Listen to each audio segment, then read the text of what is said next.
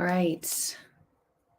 We are live. Welcome to the live stream. Get on in here. Hello, everyone. It's Friday, February 23rd. And I see, okay, here we are. It says I'm live on Facebook. If I'm on Facebook, I have to be careful what I'm going to say. Okay. Hey, guys. Get in here. Welcome. It's weird. I have Willie on YouTube. How did you were on my commenting before I even went live. So how does that work? I don't understand the technology. I don't understand. But welcome. Welcome. Come on in. Okay, guys. It's what a week. Okay. We'll wait a few more minutes. Hello. Hey, Peggy. New York. Oddly, New York is one of it's the biggest. I have more people following me in New York than any other place. Is that weird? Because New York is I don't know why. But when you look at my stats, New York is my top state. New York. So I don't know. Make that make sense, right? I don't know. Biden wants to secure the border because his influx of migrants will not be. Okay. Yes. Willie, welcome. John, hey, welcome. Well, thank you, Peggy. Thank you so much. So here we are. I cannot believe that we're already almost through February. I know I feel like that's like a sign of you're getting older, when you're like, I can't believe how fast the time flies. But honestly, it's gone really fast. It's February. I feel like we just rang in the new year. I do. And here we are. Hey, New Hampshire. Chris, how's New Hampshire? I've never been to New Hampshire. Well, no, I think I have. I have. Rehoboth Beach. I've been there.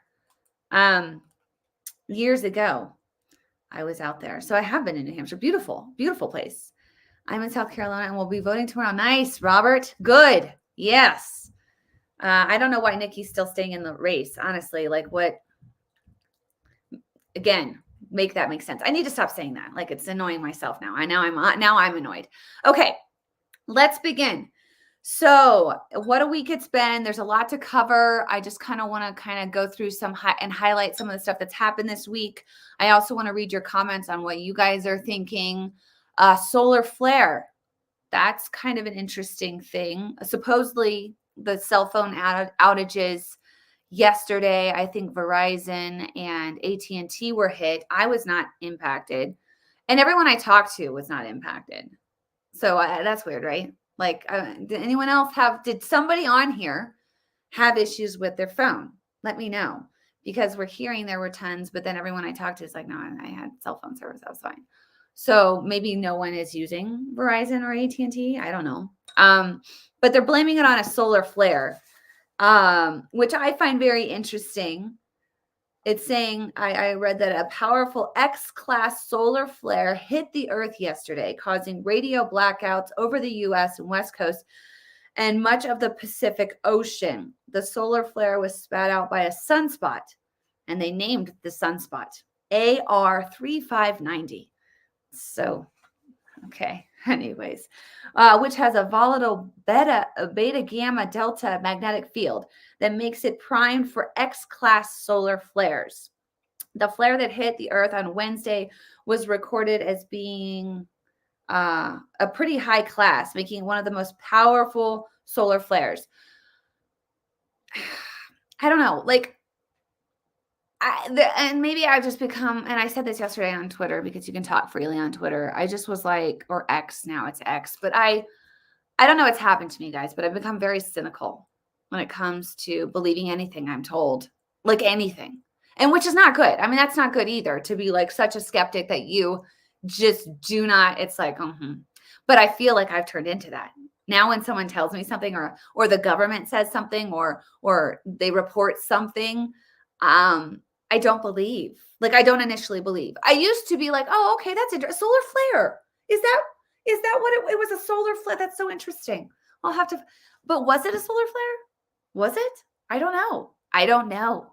So I don't know if anyone else is feeling like that, but I am. I'm very distrusting at this point, especially in an election year. I feel like when you're in an election year, and this has been proven time and time again, nothing is a coincidence. Nothing that happens is like, oh, that's just so strange that that happened. No, nothing is strange that happens in an election year. I feel like everything is very calculated and planned. Some people are saying, was this like a dry run test of some kind, right? What happens when people's cell phones go down? And what does that look like? What happens if everyone loses all cell phone activity? Like as a mother, I'd immediately be like, okay, I need to have my kids with me. And if they're not with me, I have to get them. And then how do I get a hold of them? Because they don't have cell phones and the cell phones are down.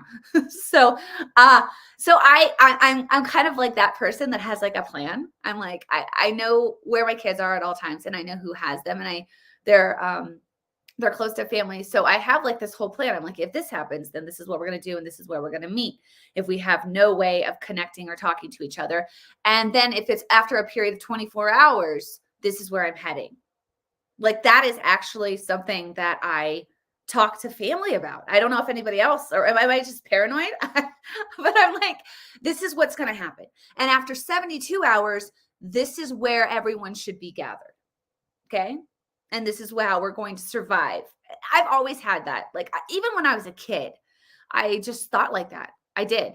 So hopefully, if you do not have a plan in place, especially as a parent, put one in place. Just have a plan in place. It'll give you peace of mind. Like, okay, if I can't get a hold of my kids, but I know where they are. If this is where you guys are at this time, like let's say you're at school and they go to a really good school. It's not woke or any of that junk. But if you're at school, this is what's going to happen. And this is how it's going to go down. And this is where I'm going to meet you and all of that stuff. I think it's very important. I do. And even in the midst of that, like even if it did all go down and we had to follow the plan, like it would still be chaotic. It would still be like, did they remember the plan? Did they follow, like, but have something just to be prepared, right? So, but we were told it was a solar flare. So I guess we're going to go with that. But I don't know. I don't know. And this is something that's very strange. And I'm kind of rambling on topics here because I have another topic, but this kind of coincides with it. Catherine Herridge from CBS News, she, incredible reporter, journalist, not biased. She literally is one of the last of the age of journalism where you had a journalist, and this used to be back in the day, where journalists would just report the news. They would just report the facts. Hey, this is what's going on. This is what happened today. Here's the information that I have. And then they give it to you, the audience, and you take it and then you decide what you're going to do with that information.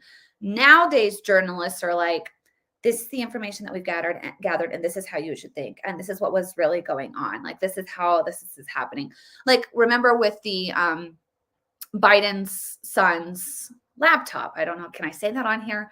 But remember, everybody was told, and the journalists all joined together, and they all told the American people that it was Russian disinformation. That was the reporting that were done. Instead of saying, hey, this laptop was found. This is what's on it. And I've seen a lot of the junk that's on it. And if you see what's on it at this point, I don't know, you could not support Biden after what you see what's on it. But after you see a lot of the stuff that's on it, you're like, okay, now I made up my own mind how I'm going to think. But the journalists and the media now tells people, hey, this is not true. This is false. This is not correct. We think it's false. I mean, we think it's false. There's a lot of people that are reporting that it's false, but you don't know it's false. There's nothing that's verified that this, in fact, is false. And it turned out to be true. It turned out to be real. It turned out to be a real laptop with real stuff on it. So Catherine Herridge, she's one of the last journalists just to present information. Anyways, she has been doing a lot of investigation on the Biden family and their foreign business dealings and all of the junk that, if you're informed, you know, we can't talk about it here, but you know about it, right? You know how they used their family name for influence. And now, I mean, look at where we are as the state of the world, right? Like that, this is what it looks like. You have open borders and you have a lot of military age people coming across into our border. So maybe that has something to do with, I don't know, who's running the country. Anyways, so they fired her, but not just that, they took all of her material, all the stuff that she's been like compiling and working on, like to really bring to the American people just the facts. Here's the facts. This is what I found. They took it all. And that's really, really, really bad. I mean, we're at another level of like, thank you, Brett, for the super chat. That's so sweet. But now we're at another level of like, if you are one of the rare few journalists that's just going to report the news, they're coming for you and they're going to try to stifle you, and you will not be able to speak the truth on a mainstream media platform like CBS, ABC News, NBC, like all of that. Like it's all programmed. And that's where we're at right now. But what's really concerning to me is I saw this video and I don't think I saved it to share with you guys, which is a bummer.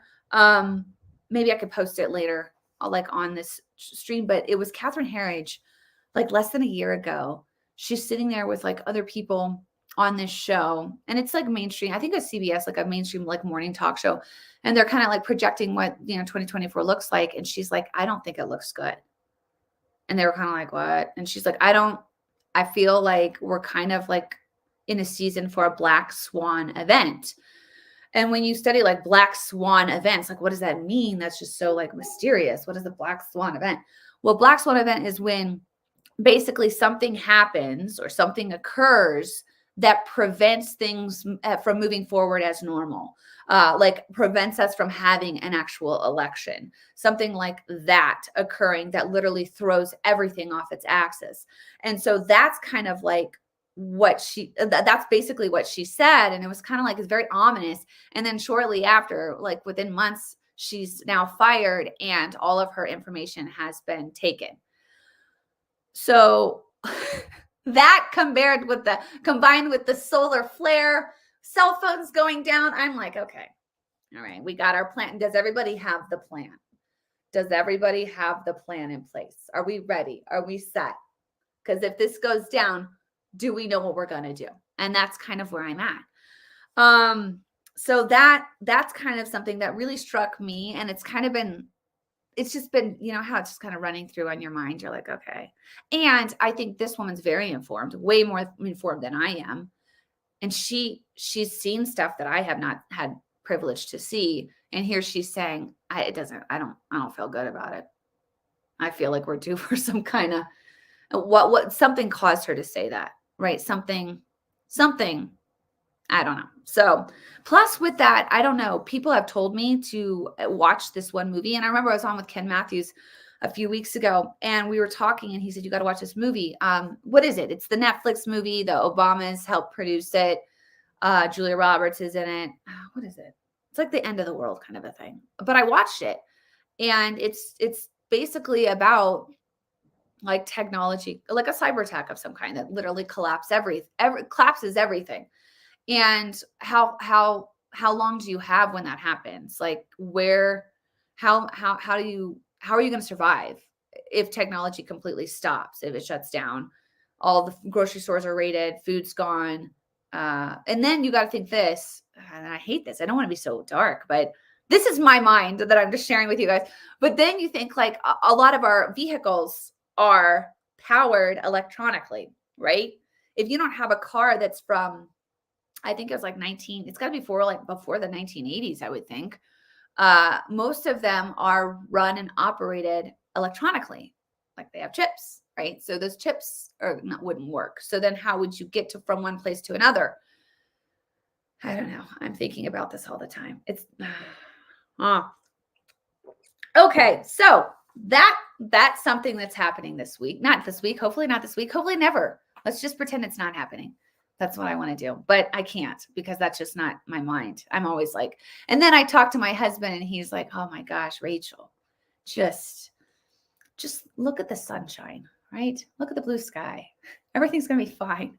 So, but that's good. I think that's healthy to have people like that in your life that are like, hey, And if that happens, what are you going to do, right? This is when you just got to trust God. You got to trust God.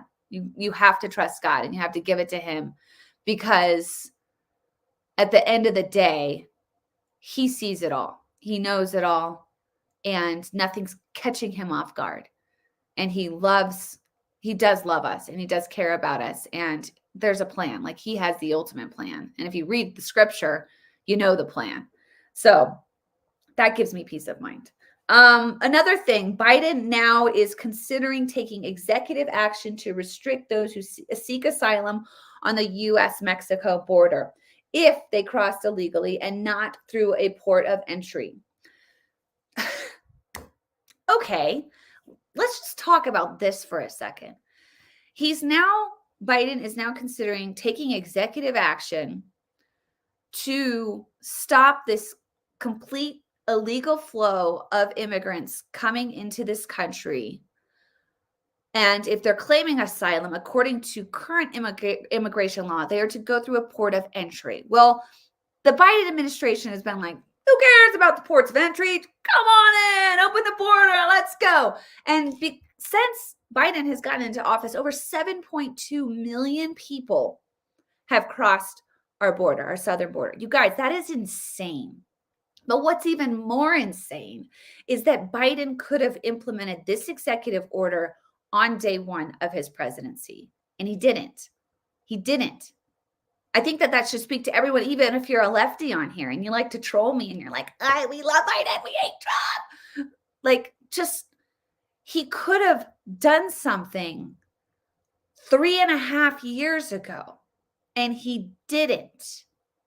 He didn't do anything. In fact, he removed the stay in Mexico policy. He removed, he allowed for catch and release. And because of that, it has gotten out of control. We have 7.2 million people now in this country. You guys, this is insane. This is insane. And I want to tell you guys, let's just give you guys some statistics here. And everybody says, oh, these are just people coming. They're just coming because they're fleeing. They're refugees fleeing war-torn countries. No, they're not. They're coming here for better jobs. Okay. Like, most immigrants do come here, but these people have decided just to come illegally because Biden has not implemented or enforced any current immigration laws, including the current asylum laws, which says you have to go through a port of entry. He has not been doing that. And because of that, we have millions of undocumented, unaccounted for people now in our country. And you've got to be a complete and total moron to think, oh, these people are all just great. Like, they're all just great. They're just here. They just love America. You know, we've got increased crime because of this. I don't know if you guys saw those police officers in New York City beaten severely by illegal immigrants. And then when they're being arrested, they're like flipping off everyone that's filming it. And if you're not coming legally, how can you respect the laws of the country you're coming into if you're illegally entering? Like, how? So then you have people here that have no love of country, no respect for our laws, no love for America and what we're founded on, and the culture that exists, the American culture that is here. It's being completely eroded and eradicated, and it's being done intentionally, because if you now know, okay, Biden could have done this 3.5 years ago and he didn't do it on purpose, you guys. This is being intentionally done. And here you go. So the people that have been coming. Okay. We've got Colombia, over 28,000 from Colombia. China, 21,000. And if you go down to the Darien Gap, I don't know if you guys are following Laura Loomer on X, also Brett Weinstein on X. They've gone down there and they're Thank you, Norm, so much for the super chat. God bless you. And they've gone down to the Darien Gap and they've seen these military-age men from China coming into our country. And there's all sorts of theories on it. I highly encourage you to watch Brett Weinstein and Tucker Carlson. They sit down and they really talk about what is happening and why is this happening. So you've got 21,000 from China. You've got 18,000 from Mexico. And you would think Mexico would be the top one, right? Everyone's just saying it's just Mexico. It's just Mexico. It's people from Mexico that are coming. No. We've got Colombia, 28,000, China, 21,000, Mexico, 18,000, Brazil, 8,700, Ecuador, 7,700, Turkey, 6,100, India, 5,000, Guatemala, 5,000, Peru, 5,000, Guinea, 5,000. This is insane. This is insane. This is how you completely change a culture, right? Because if you're coming over illegally, I don't think you're going to really appreciate like what you have. And my sister sent me a video of a family that came over from Venezuela. And Venezuela it's not even on here, like on these stats. Coming over from Venezuela, they're living in an apartment. So I don't know how they got this apartment. They have a car, they have flat screen TV, like everything. This is all the taxpayer that is paying this. I don't know about you guys, but it's tight. Okay. This inflation, this economy is not helping the middle class at all. It's hurting the middle class. And now the middle class is being asked to increase taxes. My taxes where I live right now have gone up $4,000. $4,000. Like that's not something you just plan for. That's because I'm living in a state currently run by a trifecta of liberals, trifecta of Democrats. And they're just going to suck it out of the American people. And the problem, and Margaret Thatcher said it best, the problem with socialism is what the Biden administration is pushing. The problem with socialism is you eventually run out of other people's money. Eventually, it's like no one has any, they can't give anymore. You can't. And that's what they're trying to do. If you eradicate the middle class and then you have the peasants and you have the elite and the elite roll over the peasants and it's just a completely controlled society. That's what they want. That's what they're trying to usher in. That's what we're looking at if we don't stop this. So here we are. What else did I want to tell you guys? There's another piece of information that I had. And I'm going to show, let me see here. It's on, just to give you an idea of, let me see. Okay, just think about this.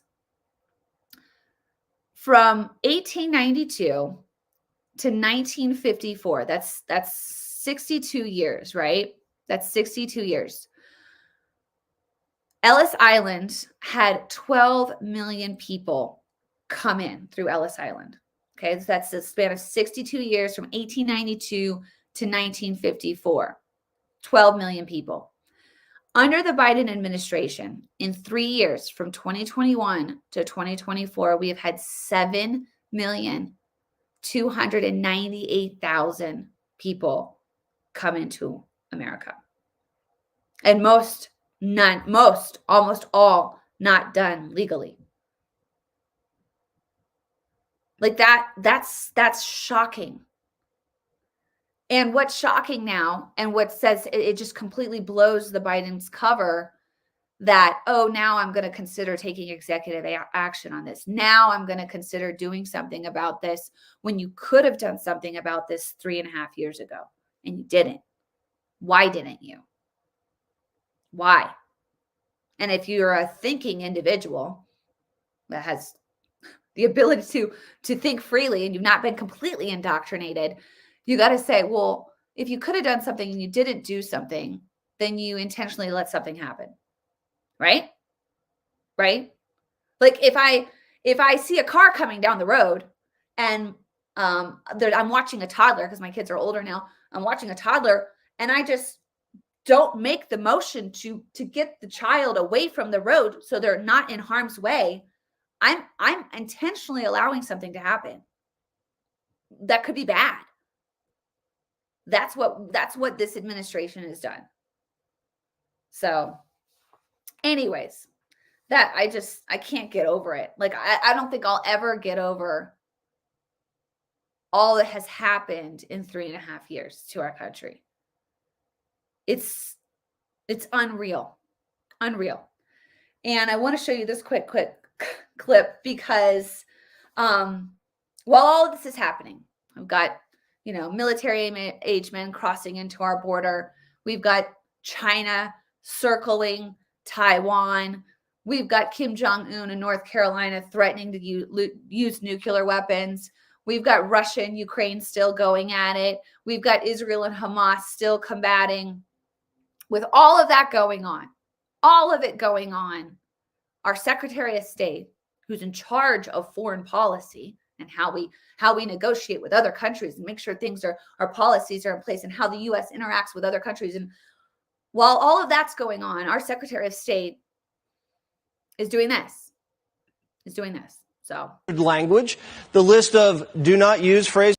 In a memo to staff, he cautioned against using gendered language. The list of do not use phrases include manpower, you guys, ladies and gentlemen, mother, father, son, stepdaughter, and husband, wife. He also warned staff against pressuring coworkers to share their pronouns, which can include Z and Zer.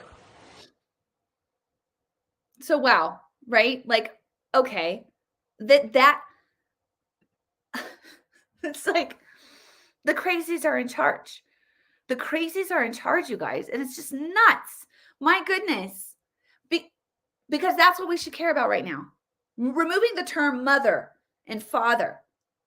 Like if you're a Biden supporter, explain this to me. Just explain it to me like I'm a 5-year-old child. I need to know why you think that these people that are in charge right now are taking our country in the right direction. Please, I want to hear from you. I do. I want to hear from you. Why do you think it's good to remove mother and father? You guys. What else did he say? It's like, wake me up from this nightmare. Son, stepdaughter, manpower. This is what our Secretary of State is focused on right now, you guys. And I know people that like him. I know people that support him. I know people that are going to be voting for Biden in 2024. And I just, like, do you not care about your kids? That's what I want to ask you. Do you not care about your grandkids? You just let it burn. Like just light the rest of it, light what's left on fire. I mean, I kind of feel like that's the mentality of the left at this point. It's like I run out of words. I've run out of ways to be like, I try to get it, try to see it.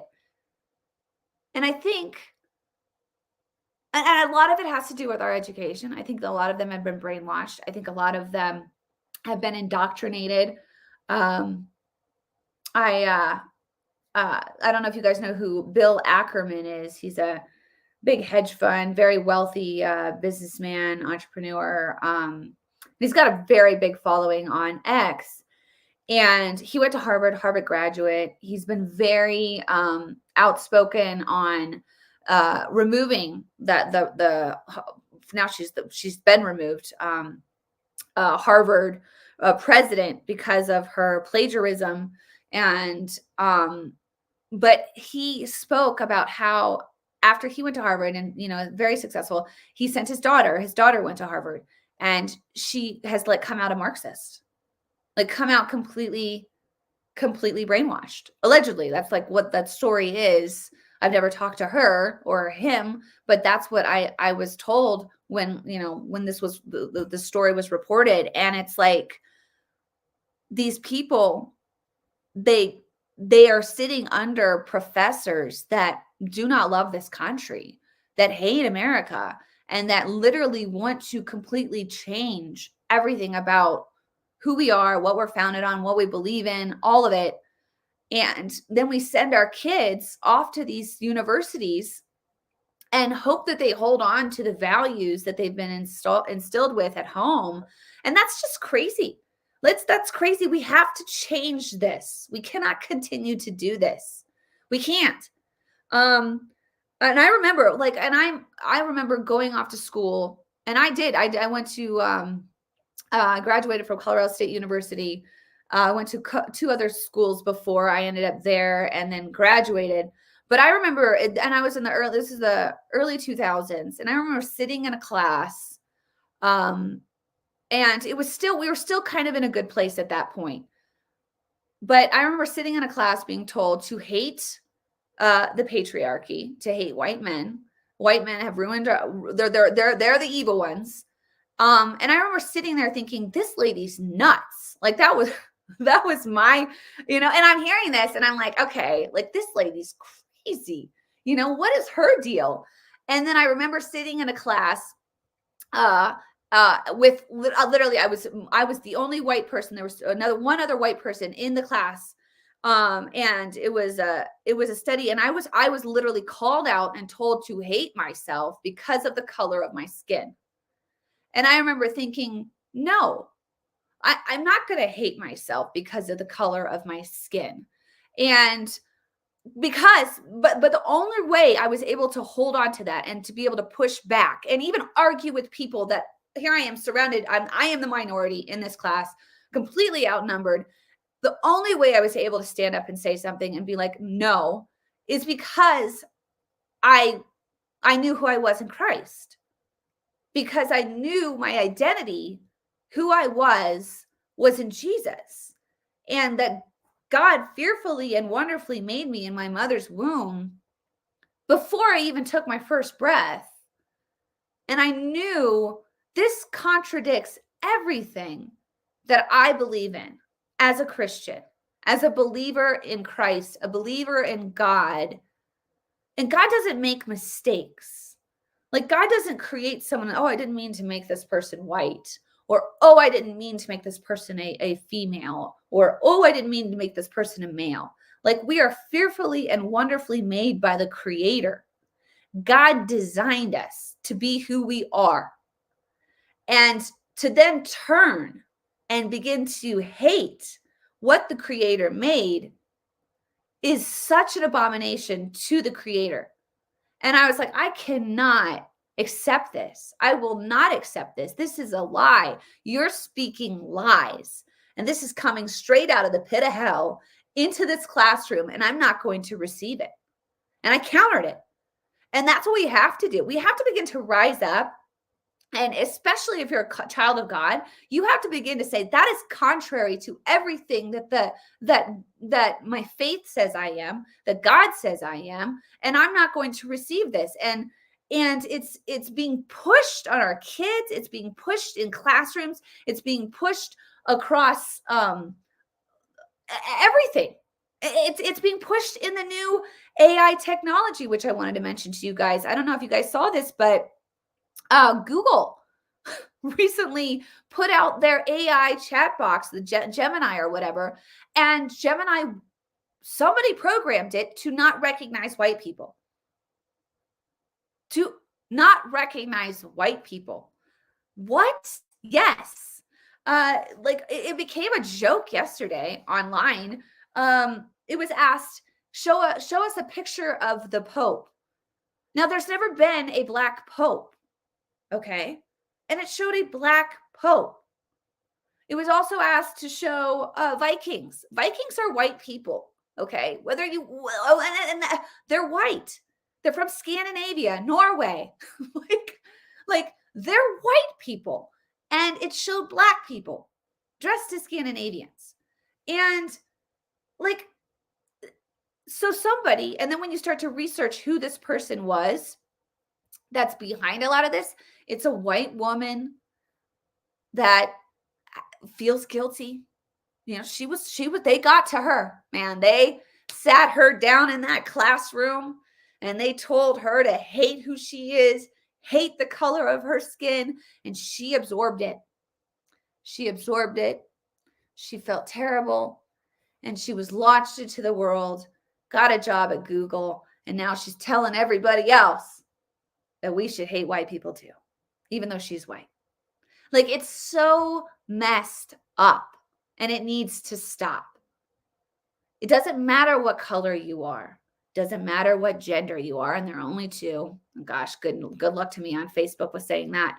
But it doesn't matter. What matters is who you are in Christ. What matters is your identity in him. And when you begin to understand that you're fearfully and wonderfully made by the Creator, then you cannot accept this stuff.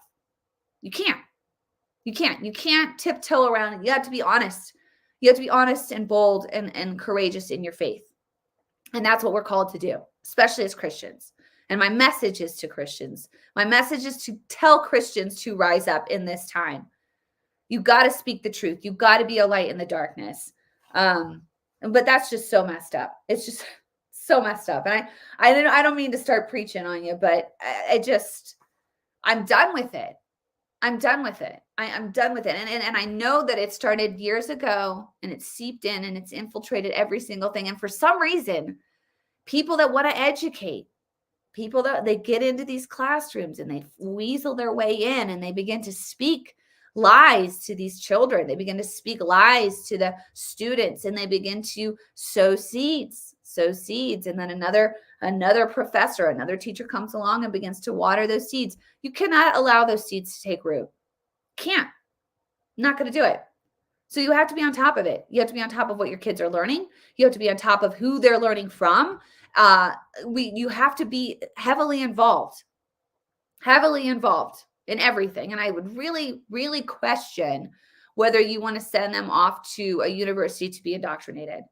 Plus, when you start to think about all of this AI technology that's really starting to take over, this AI technology is going to take over a lot of jobs that kids go off to college for, and they go off to college to get a degree, and that soon will be taken over by AI. So I would encourage people to look at trades. Look at the trades. Look at doing something that cannot be taken over by a woke machine. Okay. So anyways, and a good news, and I'm going to start to wrap this up here, is Trump's attorneys have found phone records of Nathan Wade. Remember Nathan Wade? This was last week. There was the misconduct hearing of Fanni Willis and her relationship with Nathan Wade, who was also working as a prosecutor to take down Trump with racketeering in Georgia. And this whole case is kind of imploding and falling apart because there's been alleged ethical violations, and because of that, it's kind of unraveling because now Fanni Willis can't be trusted. People are arguing that she can't continue this case if she did have relationship with this guy that she later hired. And then he allegedly used his payment, his income salary to take Fanni on lavish vacations and spend it. But Fanni was saying that she didn't know him. She didn't know him prior to hiring him. Like there was no prior relationship. But now Trump's attorneys have found phone records. I'll just read this to you. The Atlanta Journal-Constitution is reporting on Nathan Wade's bombshell cell phone data story following a court filing Friday by Trump's defense attorneys that include thousands of text messages and phone calls dating back to 2021. And they said that they were not in a relationship prior to that. The cell data reveals that Fulton County DA Fanni Willis and Nathan Wade appear to have met up at least 35 times in 2021 at Fanni Willis's residence before the district attorney hired him as special prosecutor. Wow, that's a big deal. That's a big deal. And the thing about this case that makes it special and significant is because this was a state.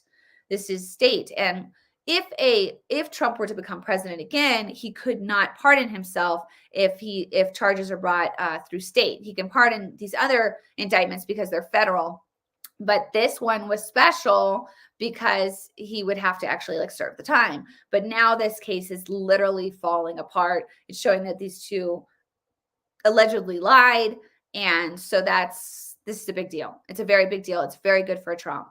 So yeah. What else is going on? We've got Letitia James threatening now to take Trump's buildings in New York if he doesn't pay money. These people have they're ruthless, right? And when you're dealing with full-blown communists, they don't let up. and it's time for us to not let up. We have to be persistent. We have to be aggressive in speaking the truth.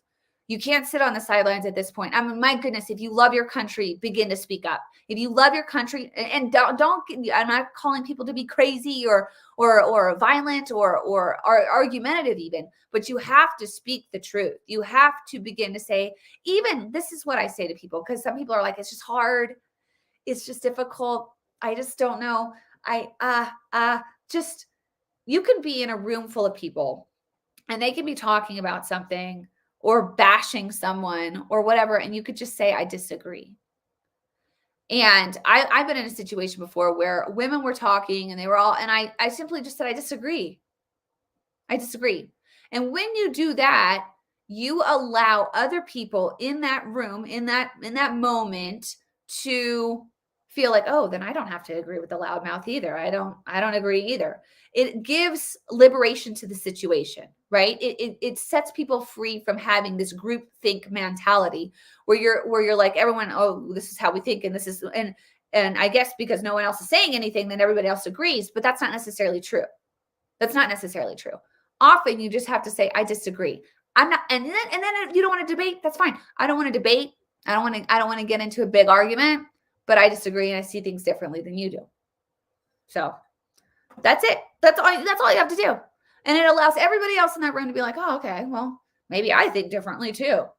But the problem is we become too quiet. We become too passive.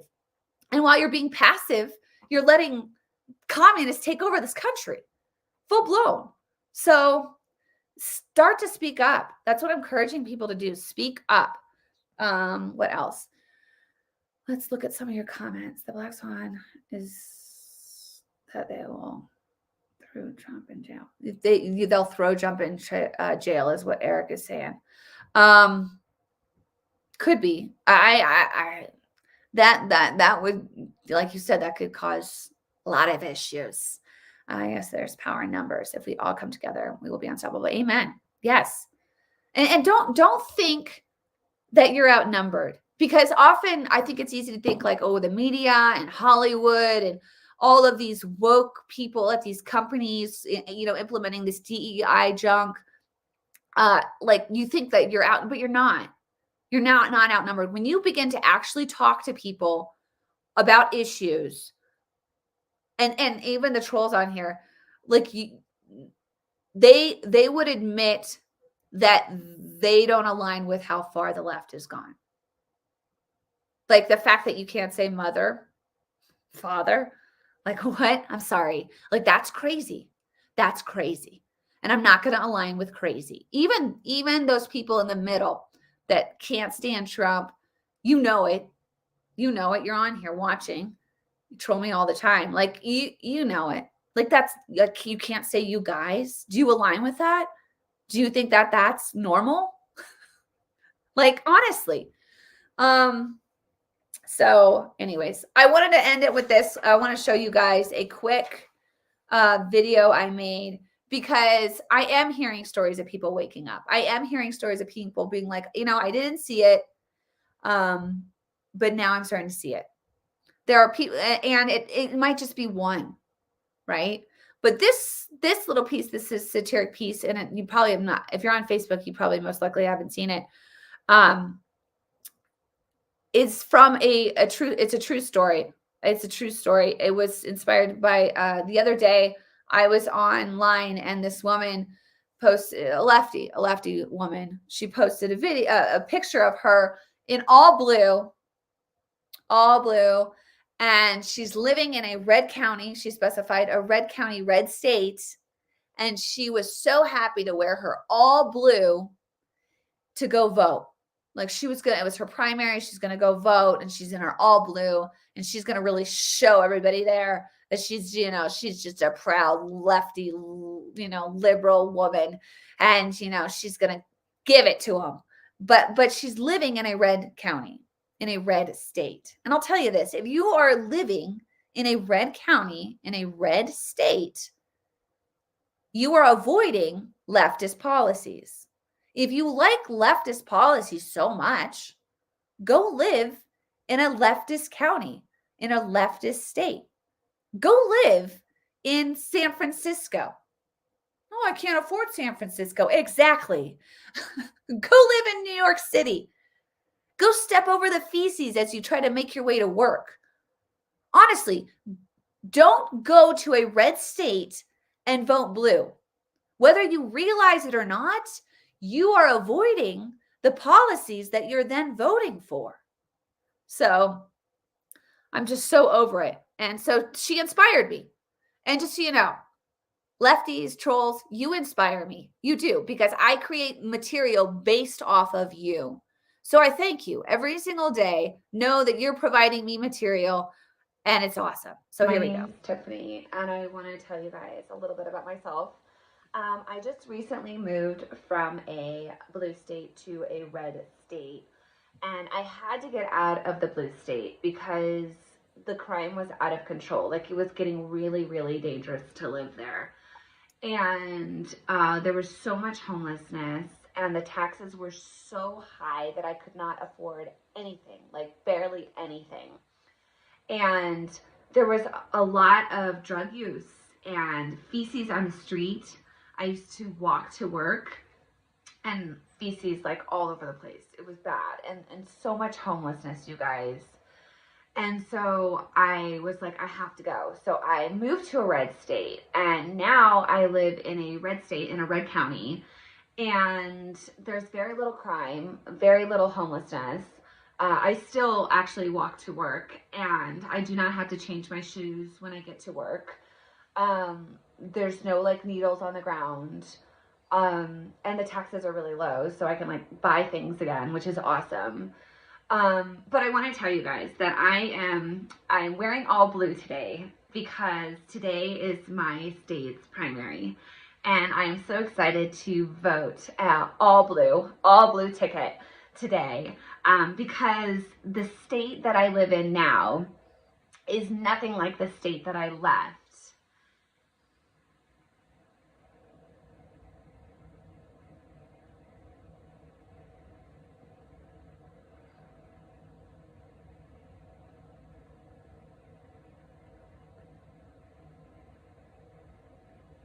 I gotta go.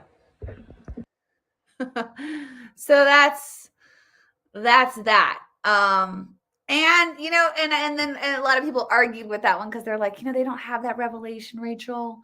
They just can't see it. And I know, trust me, guys. I've got people in my life that I'm like, my goodness, how can you not see it? I don't know how you can't see it. A lot of people can't see it. I'm fully aware of that. But there are some that can. And there are some, and I refuse to give up on them. I don't know what it is about me. I don't know. I'm persistent in reaching those people that don't want to see it. I don't know why I'm designed this way. It's got to be a God-given thing. But I'm like, you're going to see it. You got to see it. You have to see it. You're going to see it. You're going to see it. And maybe because I care too much, I do care. I care for the truth. I care that people see the truth. I care that people are not deceived. I cannot stand deception. It really, really bothers me. And I feel like a lot of these people that can't see it, they're deceived, right? They're not bad people. They have like good intentions and they have like good hearts. Like, that's what I want to believe. Maybe not. But they just can't get there. And I believe that we can reach them. Now, some, I know their hearts are hardened and they're spiritually blind and they're unreachable. Like, I'm aware of that.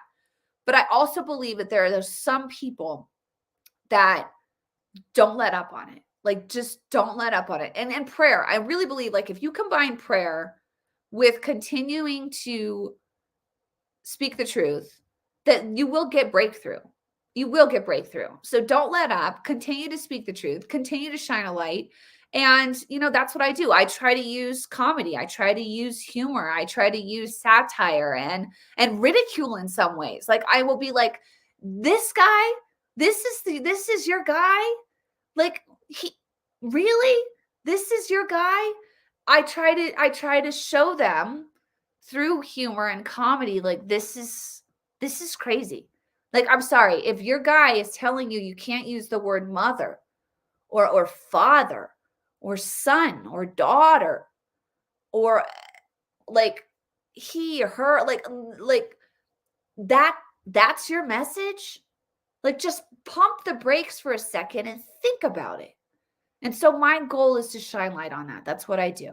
So, and this would be a great time to say, support me in it, guys. I honestly, like I said, if you like my content, if you appreciate what I'm doing, if you believe in using comedy, if you believe in reaching the middle, the middle that refuses to want to see it. If you want to reach them, maybe you have family, maybe you have friends that you're like, I'm trying to get them to see it. I do believe that you reach them emotionally first, right? You reach them emotionally first, and then you start to give the facts, the data, that stuff. But emotionally, make them laugh, right? Make them chuckle, make them cry, make them be like, I had no idea that was happening to kids that were crossing the border. I had no idea about the trafficking and to allow an open border is allowing this. It's championing trafficking humans. Like, we got to make this stop. This is wrong. Like, to move them. I believe that conservatives really lack in that department. Let's move them there. Let's get them that way. So I will drop my Patreon. I've got new patrons coming too. I'm so thankful for that. New people that have jumped on board to support me, because it's an encouragement. It says, hey, keep going. Don't let up. Even if it's just $1, $2, $3, I'll take it. It helps me buy my wigs. It helps me justify doing this instead of going to work on a PAC or a campaign, which I often do during election seasons, but that takes me away from creating videos and satire. So, all right, you guys, I just want to thank you for your support. Keep being a light, keep speaking the truth, and don't let up. Be bold, shine bright, right? We're not to put our lamp under a bush. Shine bright. All right, you guys, God bless you and have a great weekend. We'll talk soon.